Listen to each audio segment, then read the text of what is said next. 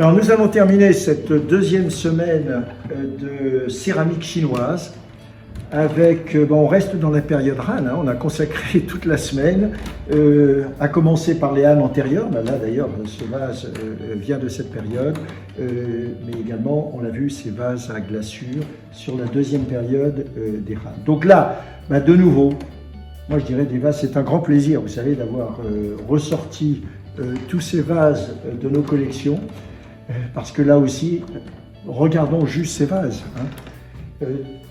Très belle panse, très large, de très belles proportions. Le premier que je vous montre a le mérite d'avoir également son couvercle, ce qui est, vous pouvez le comprendre, beaucoup plus rare, beaucoup plus inhabituel. Et puis là de nouveau, donc début de la période Han, des vases qui sont en terre cuite et qui vont être peints de nouveau à la main avec tous ces pigments minéraux qui vont représenter, comme on en a déjà parlé, donc je serai bref, des triangles, ici ces cercles concentriques pour démarquer les différentes périodes, et puis des mouvements de nuages et autres symboliques que l'on a sur ce vase.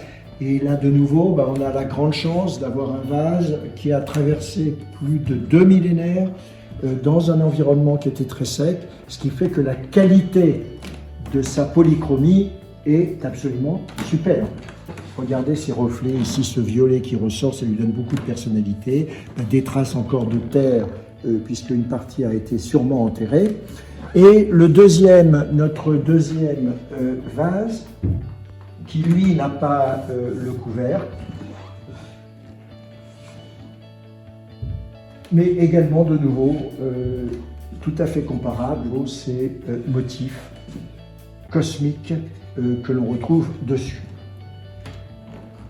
Dans ces triangles également, un très beau rouge qui lui donne aussi beaucoup de personnalité, et un effet décoratif également très important.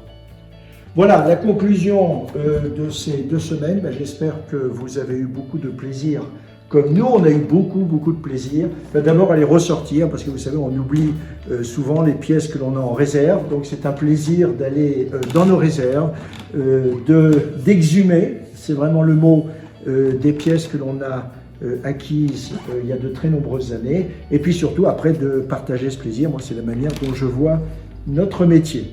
Merci et à très bientôt.